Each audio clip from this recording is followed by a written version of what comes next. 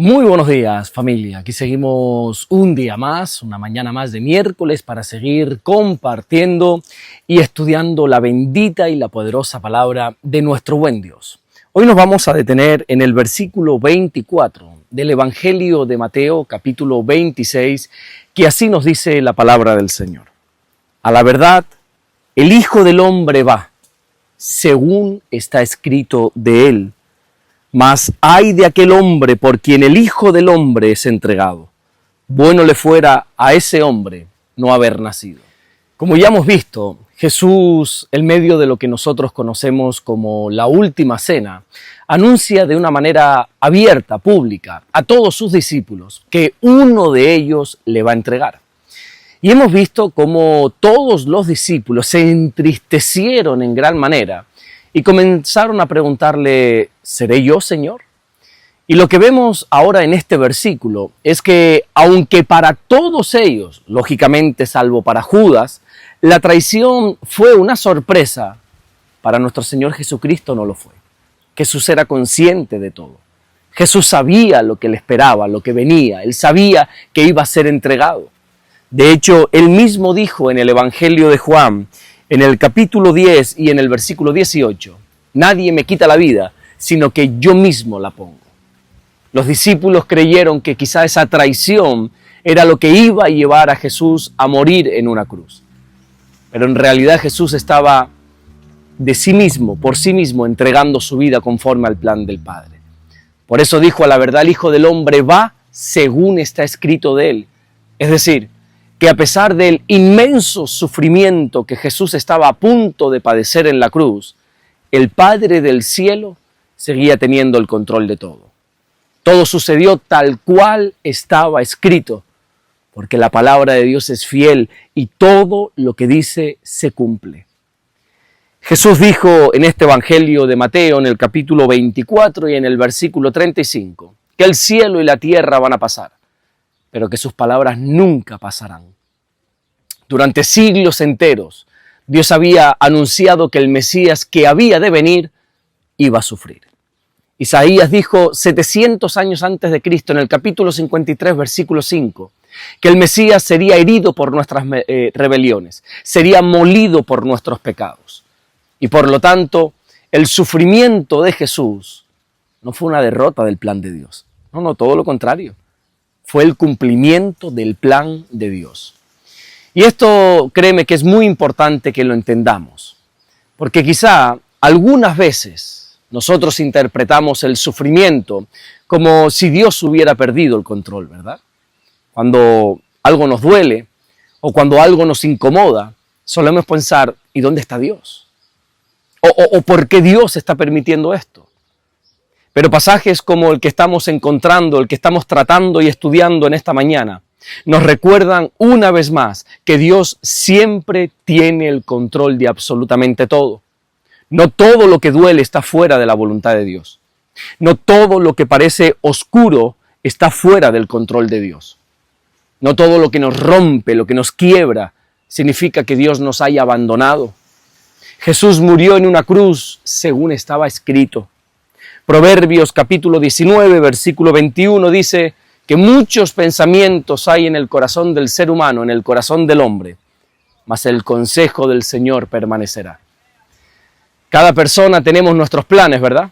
Incluso Judas tenía los suyos, pero por encima de todos esos planes está el consejo eterno de nuestro Dios. Ahora bien, que Dios tenga el conocimiento de todo y que Dios, cada cosa que suceda está establecida por Él, eso no significa que las acciones malas no vayan a tener consecuencias, no, ni por asomo. Por eso Jesús dice que aunque Él irá a morir en una cruz según está escrito, también dice que ay de aquel hombre, porque el Hijo del Hombre va a ser entregado. Es decir, por una parte, por un lado, vemos que Jesús va hacia la cruz según está establecido, y por otro lado, está establecido también que vemos que el hombre, quien lo entrega, está establecido que tenga consecuencias. Mira, en el primer sermón de Pedro en el día de Pentecostés, él dijo en el libro de los Hechos, capítulo 2, versículo 23, que Jesús fue entregado por el determinado consejo y anticipado conocimiento de Dios. Pero también dijo que los hombres lo mataron por manos de inicuos, dice Pedro.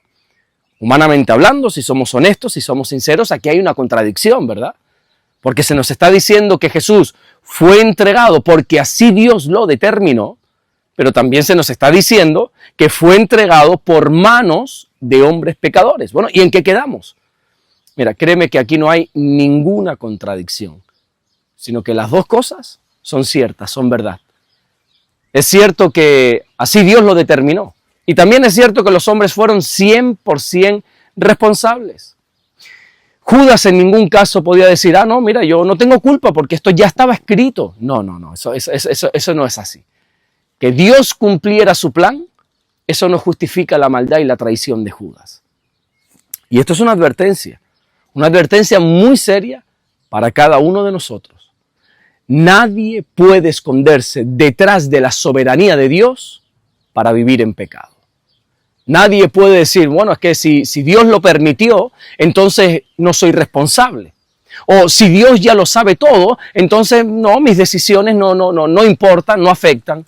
No, decir eso no solamente es ilógico, sino que también créeme que es totalmente ridículo. Tus decisiones importan. Tus palabras importan. Tus intenciones importan. Que Dios lo sepa todo no significa que nosotros no tengamos responsabilidad de nuestras acciones, de todo lo que hacemos o decimos. Jesús mismo dijo, ¡ay de aquel hombre! Bueno le fuera que ni siquiera hubiera llegado a nacer. Ese ay es una expresión de juicio sobre Judas. Porque quiero que sepas que la traición a Jesús no es poca cosa, ¿eh? Rechazar a Cristo no es poca cosa. El pecado tiene serias consecuencias, a tal grado que el apóstol Pablo dijo en la carta que escribió a los romanos, en el capítulo 6 y en el versículo 23, que la paga del pecado es muerte. Y aquí Jesús está diciendo clarísimamente que las consecuencias de rechazarlo son terribles. Desgraciadamente hoy la tibieza abunda en muchas personas, ¿verdad? Hoy se maquilla de tal manera el pecado, se disfraza de tal manera que llega a parecer hasta inofensivo. Pero Jesús aquí habla alto, habla claro, y dice que el que le iba a traicionar, le hubiera sido mejor no nacer. ¿Y tú sabes por qué dijo eso? Porque una vida que termina en condenación eterna es una tragedia tan, pero tan grande, que habría sido mejor ni siquiera haber nacido. Yo no sé si tú eres consciente del mensaje que el Señor está aquí transmitiendo, ¿verdad? Jesús nos está diciendo que lo peor que le puede suceder a alguien es morir en pecado. La Biblia dice en la carta a los Hebreos, en el capítulo 3 y en el versículo 15, que si oyereis hoy su voz, no endurezcas tu corazón. Por eso creo que hoy es un día para reflexionar seriamente sobre el estado de cómo está nuestra alma.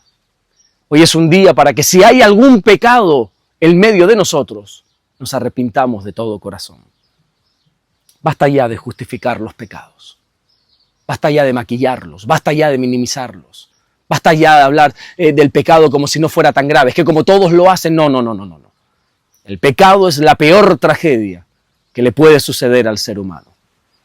Es el pecado lo que nos ha destituido de la gloria de Dios. Es el pecado lo que hace ocultar el rostro de Dios para que no nos escuche en nuestras oraciones. Es el pecado lo que destruye matrimonios, lo que destruye y rompe familias, lo que enfría corazones. Es el pecado lo que endurece todas las conciencias. Y lo peor de todo, es el pecado lo que arrastra el alma hacia la perdición eterna. Por eso Jesús habla de una manera tan clara, tan contundente en este versículo de esta mañana. Es mejor no haber nacido que nacer y morir en pecado. Así que como Pedro dijo en el libro de los Hechos, en el capítulo 3 y en el versículo 19, arrepentíos y convertíos para que sean borrados vuestros pecados y para que vengan de la presencia del Señor esos tiempos de refrigerio que tanto necesitamos. Todavía estás a tiempo de ser perdonado y limpiado de todo pecado. Amén. Vamos a orar en esta mañana y vamos a darle gracias a nuestro buen Dios. Señor, te damos las gracias porque tú eres bueno. Gracias por guardarnos, por bendecirnos. Gracias porque nosotros vivimos en ti. Tu presencia está en nosotros. Ayúdanos, mi Dios, a que no haya pecado en medio de nosotros. En esta mañana nos acercamos delante de ti, humillados, arrepintiéndonos de cada uno de nuestros pecados, pidiéndote perdón, pidiéndote que una vez más nos limpies y nos perdones. Gracias, Señor, te damos por todo lo que estás haciendo. Y gracias, mi buen Dios, por todo lo que vas a hacer. En el nombre bendito de Jesús. Amén y amén. Que Dios te bendiga. Nos vemos mañana jueves, Dios mediante, para seguir compartiendo y estudiando la bendita y la poderosa palabra de nuestro buen Dios. Aquí estoy pasando ahora unos días en la finca de Alicante, aquí en la finca que tiene la iglesia, porque se está llevando a cabo, bueno, ya está casi terminando, quedan apenas 2 semanas, este curso de obreros, donde unas cuantas personas han venido aquí a prepararse para servir mejor al Señor, y bueno, y me ha tocado estas 2 últimas semanas a mí venir para poder impartir las clases, y aquí estamos, así que les pido a todos que por favor estén orando por este grupo hermoso de creyentes que aquí están preparándose para servir mejor al Señor. Nos vemos mañana, Dios mediante. Bendiciones.